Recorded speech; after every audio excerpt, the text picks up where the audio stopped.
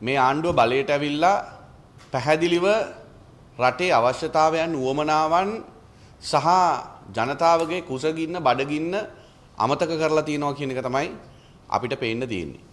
මේ ආණ්ඩුව බලයට ආව දවසේ ඉඳන් අපිට පේනවා එක පැත්තකින් මර්ධනය, අනිත් පැත්තෙන් ප්‍රජාතන්ත්‍රවාදයට තියෙන ඒ නිදහස අහිමි වෙමින් පවතින යුගයක රජයක් විසින් කළ යුතු ප්‍රධාන ක්‍රියාකාරකම් අද වෙනකොට මේ ආණ්ඩුව විසින් අතපසු කරමින් යනවා.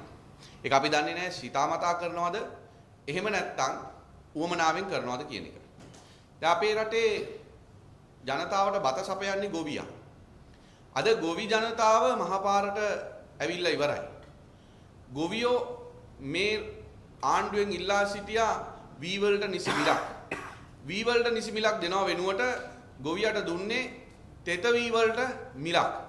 ඒක ගොවියෝ හෙලා දැක්කා. ගොවියෝ කිව්වා මේක අපිට කරන අසාධාරණයක් කියලා. ඒ වගේම මේ තෙත වී මිලදී ගන්න මැදිහත් කරුවෙක්ව පත් කළා. ඒ විතරක් නෙමෙයි. අද වෙනකොට උක්වගාවේ නියැලෙන ගොවියෝ මහපාරේ තමන්ගේ උක් ටික විකුණ ගන්න බැරුව සෙවණගල ඇතුළු ඒ කර්මාන්ත ශාලා ඉදිරියේ තමන්ගේ ට්‍රැක්ටර් නතර කරගෙන බඩගින්නේ කුසගින්නේ අද මහපාරටලා ඉන්නවා. මේ රටේ දරුවන්ට උගන්වන්නේ මේ රටේ මානව සම්පත දියුණු කරන්නේ මේ රටේ අනාගතයේ වෙච්ච කුඩා දරුවන්ගේ මනස පාදන්නේ නැනස පාදන්නේ මේ රටේ ගුරුවරු. අද ගුරුවරුන්ගේ දරුවන්ට පාසලක් දෙන්න බැරුව වර්තමාන ආණ්ඩුව මේ ගුරුවරු ටික අධ්‍යාපන අමාත්‍යාංශ වටලන තත්ත්වයට අධ්‍යාපන අමාත්‍යාංශ බිම ඉඳගන්න තත්ත්වයට ජනාධිපති ලේකම් කාර්යාලයේ ඉස්සරහා පාරේ බුදියාගෙන මේ රටේ ගුරුවරු අපි දෑත් එක් කරලා දන ගහලා වැන්දනම් කාට හරි වන්දේ එක්ක ආගමික නායකයෙකුට එහෙම නැත්නම් ගුරුවරුන්ට එහෙම නැත්නම් අපේ දෙමව්පියන්ට අපි වැඳපු ගුරුවරු අද මහපාරේ බුදිය ගන්න තත්ත්වයට මේ ආණ්ඩුව මේ රටේ අධ්‍යාපන ශාස්ත්‍රයත් ගුරු වෘත්තියත් පත් කරලා තියෙනවා. ඒ වගේම මේ රටේ අද බත් කන මිනිස්සු බඩගින්නේ. අද කීරි සම්බ නැහැ. අද නාඩු විතරයි තියෙන්නේ. සම්බ නැහැ. එතකොට අධික මිලක් වෙලා තියෙනවා. මේ ආණ්ඩුව ආවේ මේ හාල් මාෆියාව කණෙන් අල්ලලා පැය 24න් හාල් මිල අඩු කරනවා. රටෙන් හාල් ගෙන්නන්න ඕන නම් ඇමතිකමක් ඕනේ නැහැ. හාල් මිල පාලනය කරන්න බැරි නම් මේ රටේ පාලන බලය කොටුවේ හාල් මුදලාලි කෙනෙකුට දෙන්න කියපු ආණ්ඩුව අද පාලන බලය අරගෙන හත් දෙයියනේ හාල් මුදලාලිලා ඉස්සරහා දන ගහගෙන ඉන්නවා. අපි දකිනවා මාධ්‍ය සංදර්ශන දිගින් දිගටම අර කොටුවේ බજાર එකේ හාල් කඩවලට ගිහිල්ලා හාල් තියනවද කියලා බෑග් වලට ඇන බල්ලා ඒ මිනිසුන්ට නඩු දානවා. හැබැයි විශාල මෝල් හිමියන් ගැන සද්දයක් නැහැ. විශාල මෝල් හිමියන් ගැන කතා කරන්නේ. එදා අපිට මතකයි ජනාධිපතිවරයා මේසෙට ගහලායි කිව්වේ හාල් මිල අපි පාලනය කරනවා කියලා. ගැහුව දවසේ ඉඳන් මේසෙට හත් දෙයනේ හාල් මිල වැඩි වුණා. ඉතින් මේ විදිහට අද රටේ ජනතාව කොයිතරම් අන්ත අසන තත්ත්වයටපත් කරලා තියෙනවද කිව්වොත් දීවර ජනතාව. අද එයාට හම්බෙන දීවර සහනාධාරේ තෙල් ටික නිසි වෙලාවට කලට හම්බෙන්නේ නැහැ. එක්ස්ප්‍රස් පර්ල් නෞකාවේ වන්දිය දීවර ජනතාවට මේ ආණ්ඩුව පත් උනත් ලැබිලා නැහැ.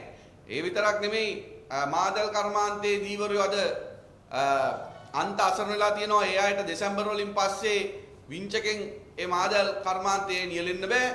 මේ ආණ්ඩුව හැම ශ්‍රේෂ්ඨයක්ම විනාශ මුඛයට ගෙන යමින් පවතින අවස්ථාවක තමයි අපි මේ දැන් සතුටින් ඉන්න විදුලිය නේද? AC තියෙනවා, ලයිට් තියෙනවා. මේ විදුලිය සපයන ඒ විදුලි බල මණ්ඩලයේ නිලධාරීන් මේ තප්පරෙත් වැඩ කරන්නේ අකුරට. තව ටික දවසකින් අපේ රටේ ජනතාවට දරුවන්ට කුප්පි ලාම්පුවෙන් ජීවත් වෙන්න වෙයිද පාඩම් කරන්න වෙයිද කියන සාධාරණ බය සමාජය තුළ ඇති වෙනවා. මේ අකුරට වැඩ කරන නිලධාරීන් තවත් මේ උද්ඝෝෂණ ක්‍රියාවලිය තීව්‍ර කරොත් එහෙම. ඇයි?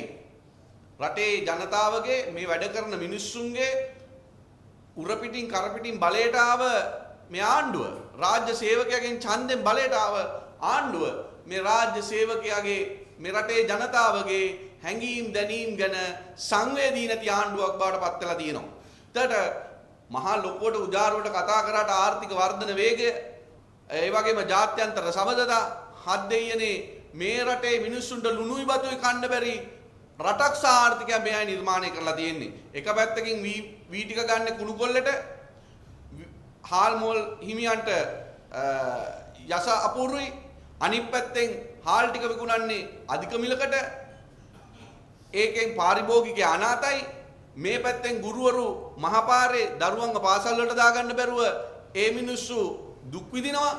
අනිත් පැත්තෙන් වෛද්‍යවරුන්ට තමන්ගේ පර්මිට් එක ලබා දුන්නට වාහනය ගෙන්නන්න දෙන්නේ නැහැ. ඩොලර් බිලියනයක මේ වෙනකොට වාහන ගෙන්නන්න සාමාන්‍ය ජනතාවට ඉඩ දීලා තියෙනවා. හැබැයි මේ රටේ 25000ක් වෙච්ච අහිංසක රාජ්‍ය සේවකයෝ සහ වෛද්‍යවරුන්ට ප්‍රවාහනය සඳහා තමන්ගේ පර්මිට් එකෙන් වාහනය ගෙන්නන්න ඉඩ දීලා නැහැ. ඒ විදිහටම මේ රටේ තැපැල් සේවකයෝ ගත්තත්, විදුලි බල මණ්ඩලයේ සේවකයෝ ගත්තත්, අධ්‍යාපන ශේෂ්ත්‍රය ගත්තත්, දීවර ශේෂ්ත්‍රය ගත්තත්, ගොවි ශේෂ්ත්‍රය ගත්තත් මේ සියලු දෙනාටම ඇහුම්කන් දෙන්නේ නැති ආණ්ඩුවක්. දැන් අපි ආණ්ඩුවෙන් අහනවා රටේ සල්ලි වියදම් කරලා, රටේ ධනය වියදම් කරලා අර රිලව් මයිනෝ මේ සත්තු ගණන් කරා. දැන් උන්ව ගිහිලා දූපතට දැම්මද? ඒ වියදම් කරපු සල්ලි වල ප්‍රතිඵලය මොකද්ද? මේ රාජ්‍ය ධනය, රාජ්‍ය සම්පත් මේ විදිහට මේ ආණ්ඩුව අවභාවිතා කරේ. දැන් මේ දවස්වල අස්වැන්න වනසත්තු විනාශ කරන්නේ නැද්ද? එහෙමනම් එදා රිලවට මේ එහෙම නැත්නම් වල්ලූරට චෝදනා කරපු ආණ්ඩුව ඇයි දැන් ඒකට ක්‍රියාමාර්ග අරන් නැත්තේ? ඒ විතරක් නෙමෙයි මේ රටේ පුනර්ජනනීය බලශක්තිය වර්ධනය කිරීම සඳහා මේ අය කිසිම දෙයක් කරලා නැහැ. ඒක මේ රටේ ජනතාවගේ අයිතියක්. අද සූර්ය බලශක්තිය තුලින් වහල මත සවිකරන සූර්ය බලශක්තිය තුලින් බලය නිෂ්පාදනය කර ගැනීම, විදුලි බලය නිෂ්පාදනය කර ගැනීම. හැබැයි ඒක අදායමත් කරලා තියෙනවා. ඒ ලබා දෙන යුනිට් එක ලබා දෙන මිල රුපියල් 17 දක්වා අඩු කරලා තියෙනවා.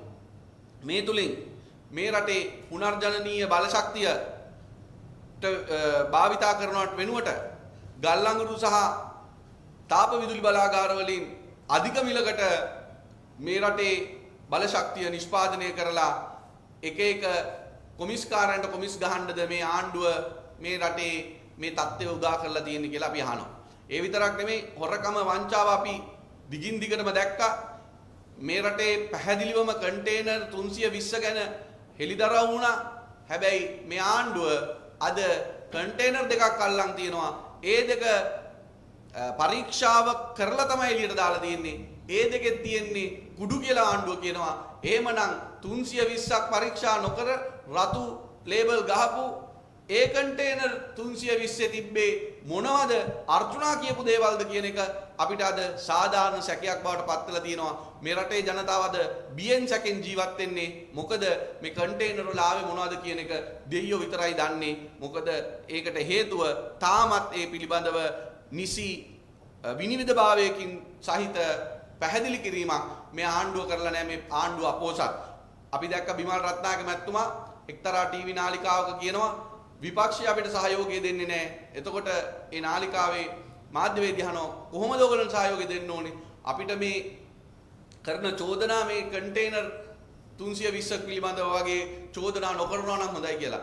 එහෙම ඒ කියන්නේ එතුමා හිතනවා ඇති අර චීනේ තනි පක්ෂයක් තියෙන්නේ, විපක්ෂයක් නැහැ. එහෙම නැත්නම් වියට්නාමේ, එහෙම නැත්නම් කම්බෝඩියාවේ ඒ වගේ අපේ රටෙත් විපක්ෂයේ කට වහගෙන අර අනිත් පැත්තත් වහගෙන නිශ්ශබ්ද වෙයිදී කියලා එතුමන්ලා හිතනවත් දන්නේ නැහැ. අපි එහෙම කරන්නේ මේ රටේ ජනතාවගේ අයිතිවාසිකම් උදෙසා, මේ රටේ ජනතාවගේ වෙන අසාධාරණකම් උදෙසා, මේ රටේ වෙන වංචා දූෂණ පිළිබඳව අපි පැහැදිලිව කතා කරනවා, අපේ හඬ අවදි කරනවා. ඒ විතරක් නෙමෙයි මේ මර්ධනයට ඉරෙව අපි නැගී හිටිනවා කියන එක මතක් කර දෙනවා.